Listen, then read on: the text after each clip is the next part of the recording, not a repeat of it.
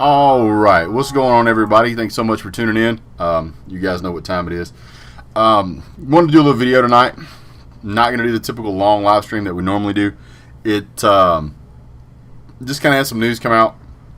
NCAA has put out some new rules as far as the NCAA 2020 college football season.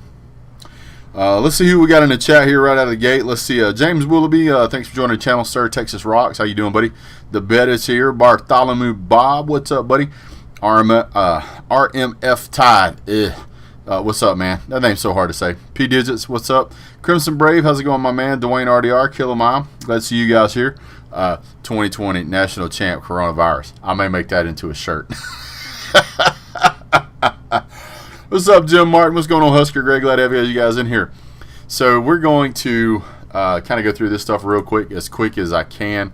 I'm not going to put the coronavirus stuff in the title because YouTube has this huge problem with wanting to grab a hold of anything that says that on it and just wrestle it into absolute submission.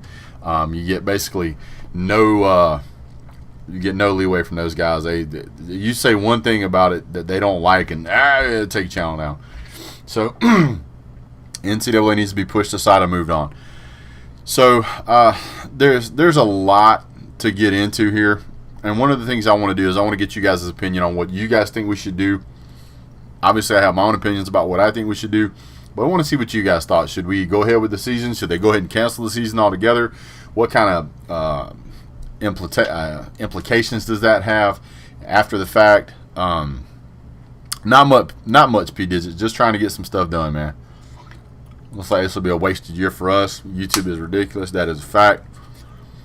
What do you guys think? Excuse me. Being rude. You're not supposed to chew gum or whatever, but it is what it is. So, which loss is more heartbreaking, the South Carolina or LSU? I would say South Carolina. LSU was a force to be reckoned with. We never should have lost to South Carolina, so South Carolina. We need a commissioner and go on with the season.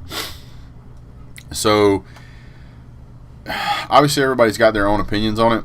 My opinion may ruffle some feathers, but that's not my intention. It would be easy to get on here and say something to just tick a whole bunch of people off. People are super polarized about this whole pandemic. So if you say one thing one way, you tick a bunch of these people off. If you say something the other way, you tick all those people off. So most people just choose not to say anything. I hate to think that we may never see Jamie Newman in red and black. So there is a lot of concerns about player eligibility. I think that the NCAA extended eligibility for a lot of like the spring sports back in like March, and they said at that time that it didn't pertain to the winter sports. That wasn't included. I would imagine that has either already been adjusted or is going to be adjusted. You think they're going to be starting Jamie Newman? They're going to start Jamie Newman, dude, for real. There's no doubt about that. So for those of you who don't know, if you go over and you check out the NCAA guidelines, this is what they've said. This is their third installment. This came out today. Apparently it came out around 12:30. Somehow I missed it. But I'm going to read through it right here with you guys. I haven't read it directly myself, just kind of what I saw on Facebook and kind of on YouTube and whatnot. So I'm going to read it myself with you guys, and I'm going to give you my reaction. So here we go. The NCAA Sports Science Institute has released the Resocialization of the Collegiate Sport Developing Standards for Practice and Competition to extend previous guidance and provide updated recommendations and about the protections of athletes and prevention of community spread of COVID. The guidelines are designed to inform schools in responding appropriately based on their specific circumstances and their best interest in returning college athletes' health and in the returning college athletes' health and well-being. Many sports require close personal contact and require specifically crafted guidelines. Among the recommendations put forth, here's what they have. Daily self-health checks. Now, I don't know if that means that the player is going to be doing a self-check or if the administration is going to be responsible for that check. Think of it this way. If the NCAA said that they had a self-imposed penalty, it would be referring to the whole team, not just a person would be self-imposing. The appropriate use of face covering and social distancing during training, competition, and outside of athletics. I'm not sure how you could have a high contact sport that there's a lot of exertion where you would be able to wear a mask. So this may only apply to, I don't know, the chess club or something. I'm not sure how you would be able to wear a mask if you're playing cross country or wrestling or something along those natures. Testing strategies for all athletic activities, including preseason, regular season, and postseason. They need testing and results within 72 hours of competition in high contact sports. So that would seem to me to say that immediately after a game, they're going to test everybody and get those results back and see what happens. Any recommendation on a path towards a safe return to sport will depend on the national trajectory of the spread. That was what Brian Hainline said, and he's the NCAA chief medical officer. The idea of sport resocialization was predicated on a scenario of a reduced or flattened infection rate. That was not true. There was a reduced fatality rate initially. They may have changed the wording since. Maybe helmets with shields could work. I don't know. That's an interesting idea, though. There's no social distancing in football. The recommendations were developed by like 15 different committees, also taking into consideration the CDC standards. It is the latest update to the initial core principles resocialization collegiate sports recommendations, providing guidelines and practices that schools should consider as they develop their own mitigation plans. Previously released, the action plan considerations offered recommendations to help schools mitigate risk. For more information, visit X, Y, and Z tab here. Let's see what they have. Pulling that up now. Social series, not interested in that. The new normal, stories from campus. The NCAA's next step return, policies, advisory panel, mental health source. I'm not sure what here it is. The executive summary. The third publication of the resocialization of collegiate sports. Give me a second here. I'm having a little bit of technical difficulties. Hashtag professional. Hold on.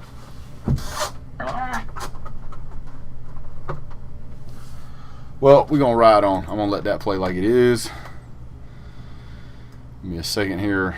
I need to move my chat to this window so I can see it.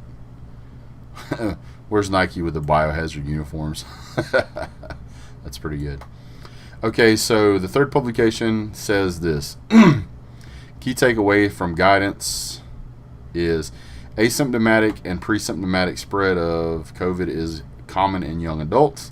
COVID-19 remains high risk for certain individuals, including those with body mass index of 30 or greater. Testing strategies should be implemented for all athlete activities, including preseason, regular season, and postseason. Testing results should be obtained within 17 hours of competition and high contact risk sports. Polymerase chain reaction testing is preferred method of testing. I don't know exactly what that is, but I'll look it up later. Let's see. What alternative strategies will be considered as testing technology evolves? Daily self-health checks should be performed by all student athletes and athletics personnel before entering any athletics facility. So, I mean, that would be before you go to the gym, before you go to the field, the track, the pool, anything like that.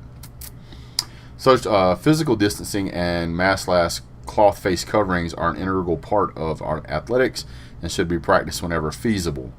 That's kind of got some gray area. Whenever it's feasible, that's going to be up for discussion as to who thinks what's feasible. Although face shields are not proven to offer the same risk mitigation as face/cloth coverings, they should be integrated into sports where feasible. So that kind of stands out towards what James was saying with the face shields. Universal masking should be observed on all sidelines. including when the athlete moved from the playing field to the sideline to confer with a coach. That's okay.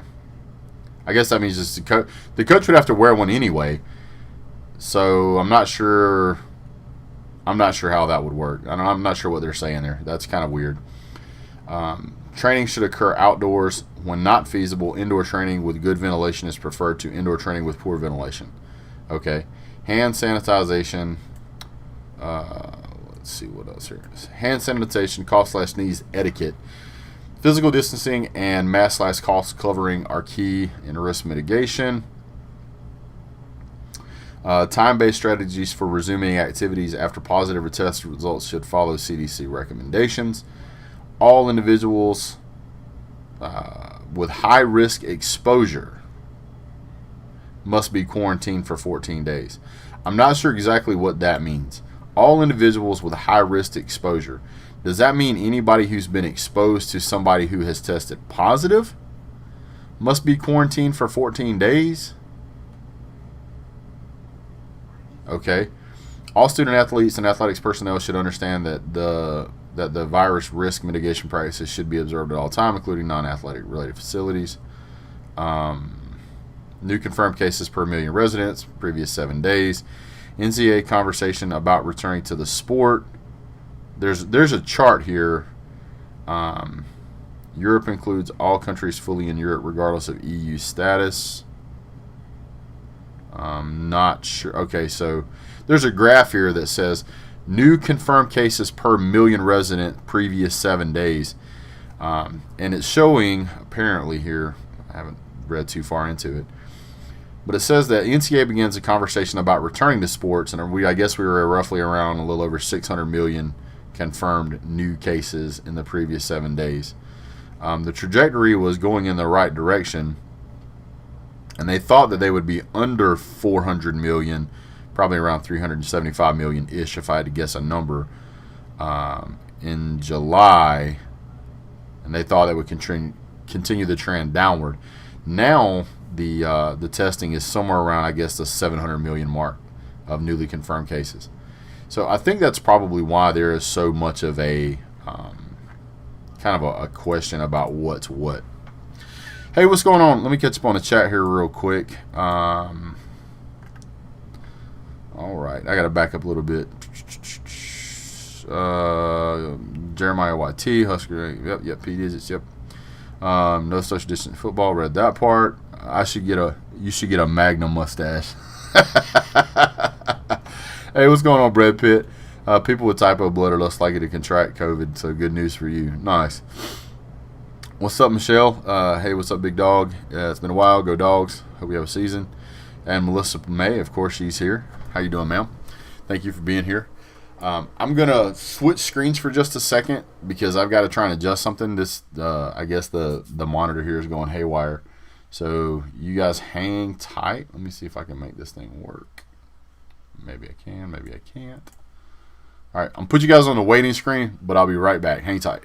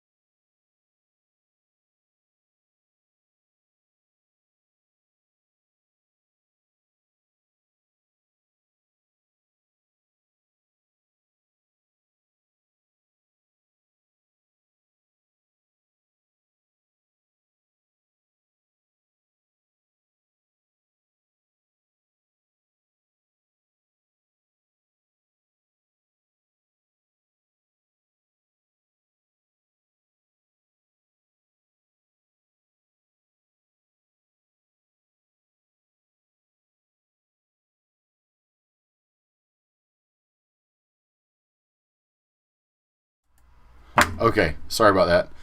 I have a secondary monitor that I use. It's about I don't know, probably about a 32-inch monitor, and then I have my laptop that sits in front of it. My webcam sits on top of the TV, and so everything's looking at me. This thing's on a pivot, and I guess I bumped it or something, and the whole screen just like started flickering. Everything went haywire, and so when I'm trying to have all this stuff pulled up, it's just kind of hard to do everything. Okay. So one of the things that's really interesting is one of the comments here that I saw is the next to last one. All individuals with high-risk exposure must be quarantined for 14 days. Wow. So I guess that would mean if you have one player on your team and let's just say he tests positive right after a game, right? That would mean that every player on your team, every member of your athletic staff, and I would guess every member on the other team and their athletic staff would also be quarantined for 14 days. That could pose some significant impacts throughout college season. I mean, think about it. If you've got two teams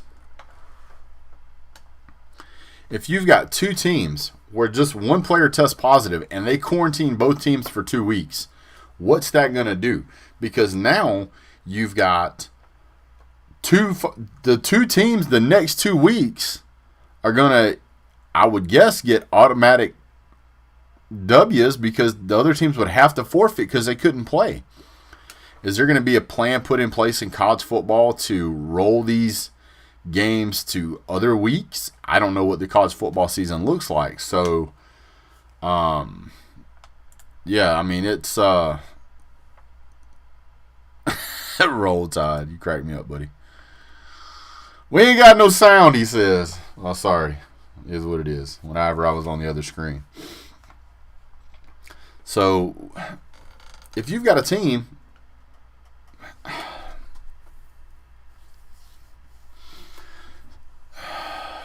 will we have a season?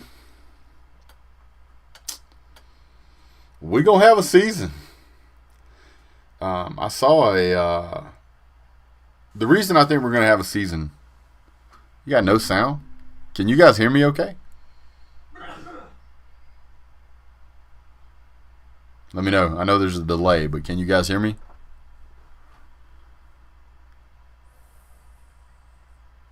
Can you guys hear me? Okay, hold on.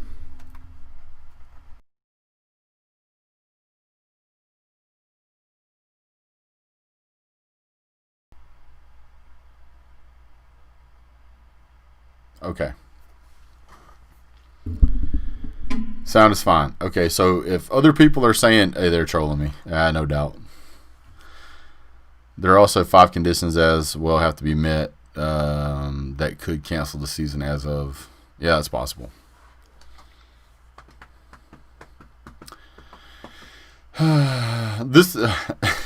This could be a season where you have like 50 teams that are undefeated because you can go into the season and like win like the first 3 or 4 games and then they just cancel the rest of the season. It's just crazy. It's just crazy. It's going to be a weird season for sure, dude. One of the things that I'm looking at though is if they haven't pulled the trigger now to cancel the season, I'm not sure how they really could. I mean, obviously they could, but I don't see how they're going to do that. They've already got so many things in place, so many wheels turning, so many people pulling for this. It's going to be hard to stop it. It's going to be really hard to stop it. So, yeah, I don't know what we're going to do. I have no clue what we're going to do. Now, if you want my opinion, which almost nobody does, that's okay. It's, in my opinion, it works like this. Obviously, I don't want people getting sick. Obviously, I don't want people dying. But at the same time, I have to be a realist. And I have to say, what constitutes enough to stop college football? Now, anytime you make that statement, you draw a line in the sand. You're saying, okay, there has to be a line somewhere where if you cross that line, then you can't have college football. So what is the line? Because if you say one person gets sick, you got all these college football teams and all these college fans. What's going on, Christy? That want to have college football. So you're sitting there and you're going, okay, if one person gets sick, we're still going to have college football. Okay. What about 100,000 people get sick? Yeah, that's a problem. That's a problem. So the question is, Crimson Brave, buddy, I've got the filters turned on, so when you make comments like that, they don't show up unless either I approve them or a moderator approves them. So, yeah, you have to find a way around the profanity filters. Hey, Brett, does that mean Texas and Michigan is back? Texas is back! No, they're not back. Neither is Michigan. Michigan is back to losing to Ohio State every year. That's what they're back to. How many millions did SEC bring in last year? Otherwise, without question, it would already be canceled. How many millions did the SEC bring in? That's a big number, dude. That is a huge number. I have no idea. But I would wager to say it's north of, I would probably say $1 billion if I had to guess. So when you have a machine like the SEC and people want this to happen, you have to decide what the line is. If you just say 100,000 people get sick, okay, well, they got sick. How sick did they get? Well, they just had a cough. Well, let's play football, right? If you say that to some people get really upset. They're like, you don't care about people. Well, wait a minute now. I mean, let's be completely honest. There is a level that people are willing to accept to move forward with having college football and having their life back the way it was. That's not to say that people don't care about these players, because obviously people care about the players. I mean, a lot of us, we follow these kids. We go to their high school football games. We care, not just for our team. We care about these as human beings and as people. But the question is how much has to happen before it's a problem?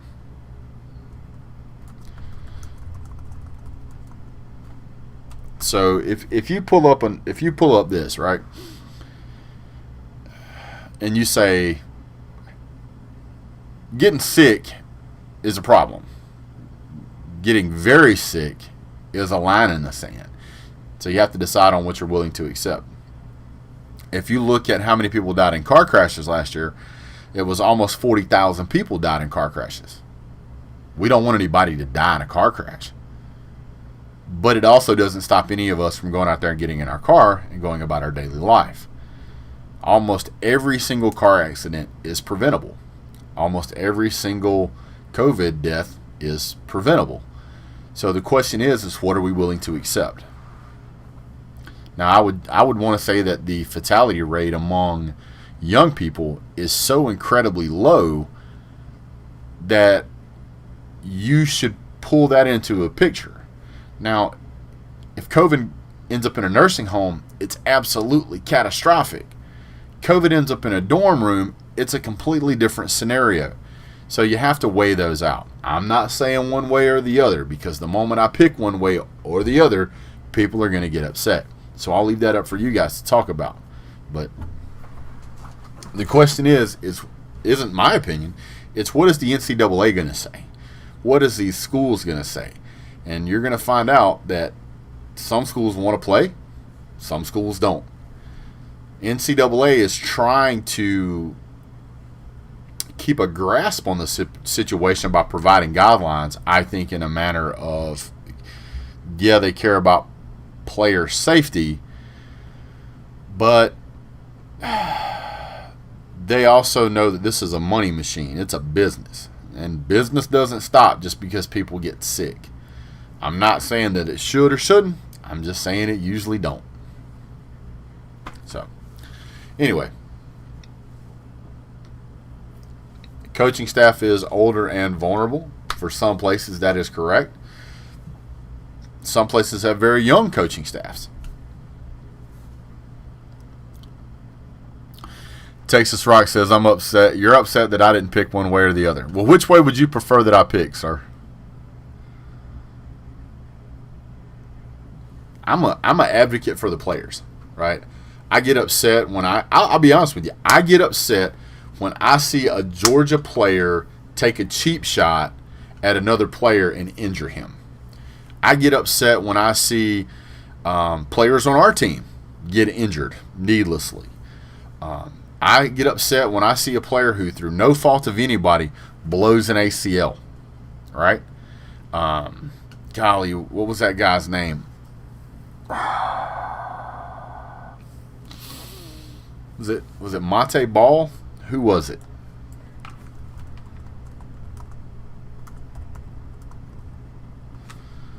Who was that had such the bad knee injury? Who was that?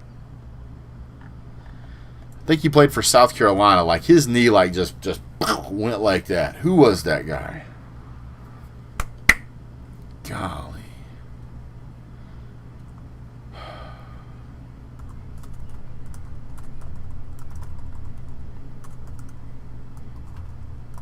I'm going to look it up right now because it's going to drive me to Jake from.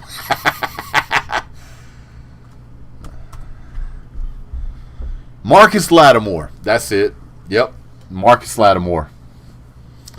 That was one of the worst knee injuries I've ever seen. I watched that live, and his knee just like went, bruh.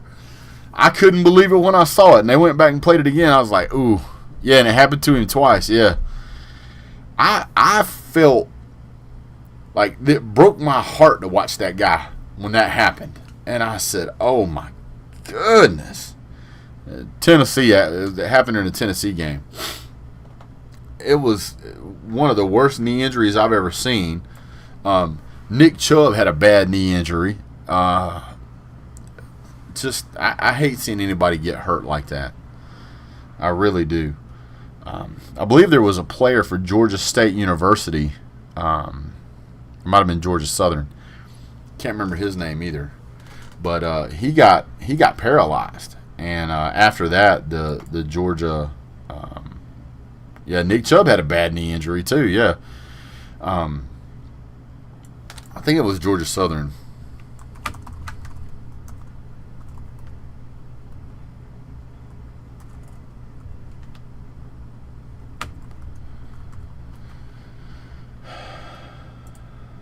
What was that guy's name? Devon Gales. In last year, 2019, former Georgia Southern University football player was paralyzed on a kickoff against Georgia. He has to spend the rest of his life in a wheelchair. Oh no, the Georgia Tech. What was his name? Was that guy's name Swills or something? I think it was Swills.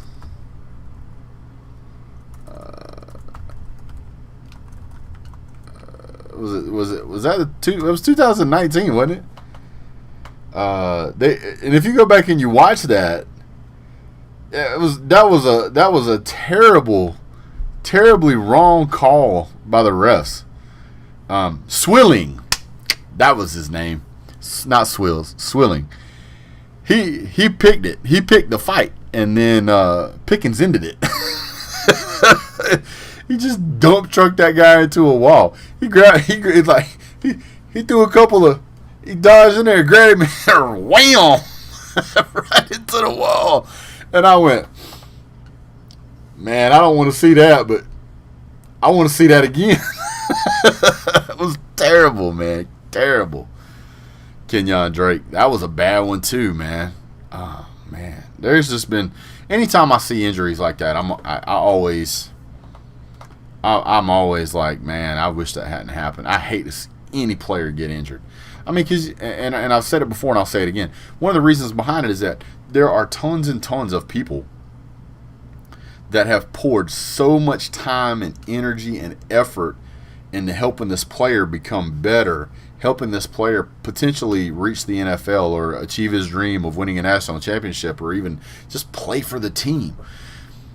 And that support continues on from other students on campus, from other athletes, from mentors, coaches, professors, counselors, doctors. I mean, there's so many people. Yeah, Tua's had some injuries too, man. But Tua's like a bag of pretzels, man. He always getting broken up, man. The bet, go climb Mountain Dew. You guys in there trolling in the comment section. I just don't know what to say. Well, Tua's injury was bad, but if you're gonna get injured with that injury, getting that injury while you're the star quarterback at Alabama is probably the best place you can be, short of being on a what's up, Big Balls? Short of being on the on a pro team. I think they're talking about the ankle break. Yeah. So I don't know how many of you guys have been running into more and more of those Ohio State fans, but these guys, they're like coming out of the woodworks, man. He had a broken nose and a knee injury. Oof.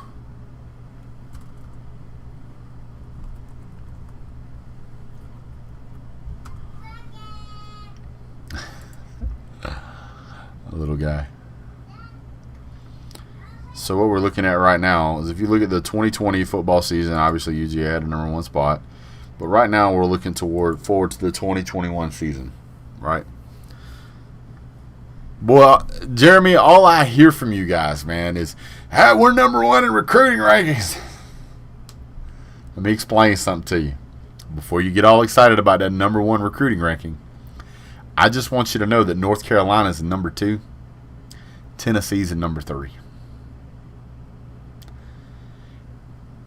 It's not going to stay like that.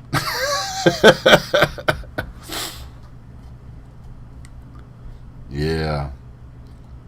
So Clemson is at number 8, Alabama's at number 10, and Georgia's at 13. If you jump back to 2020, Georgia number 1, Alabama number 2, Clemson number 3. You jump back to 2019. Alabama, Georgia flip-flop rolls. Alabama, Georgia, Texas, Texas A&M. And then let me scroll all the way down. Ohio State at 14. So Ohio State was at 14, and they had 3 5-stars, 9 4-stars. And that ended them up at 14. If you go, you guys are at 4 5-stars and 11 4-stars. There is a lot of players that still haven't committed out there, so I wouldn't beat my chest just yet. I'm just trying to save you some headache, man. Mr. Jennings from Tennessee was the steal of the draft. Indeed. I hate Clemson so much, especially Pretty Boy Lawrence. It seems like he's been there for like 10 years now, man. Guy's been there for a minute. Whew. Well, anyway, guys, don't want to do a real long show. I just wanted to go over that stuff. I really appreciate you guys being here. Thank you so much for tuning in. We're going to do more live shows, but I really just kind of wanted to address this and share it with you guys. So thank you guys so much for being here. We're going to see who made it to the end of the show. Jason S., Crimson Brave, The Bet, Big Vol 71, Jeremiah YT, Melissa May, Ramph Tide, yes sir, Ramph Tide, Bread Pit, and Texas Rocks, got you sir, and The Bet, yep, we appreciate it. The no BVD treatment. Oh man, you guys crack me up here. You guys do. I really appreciate you guys, though. We'll see you guys soon. You guys have a great day. Hold on one second. God bless. Go Dog.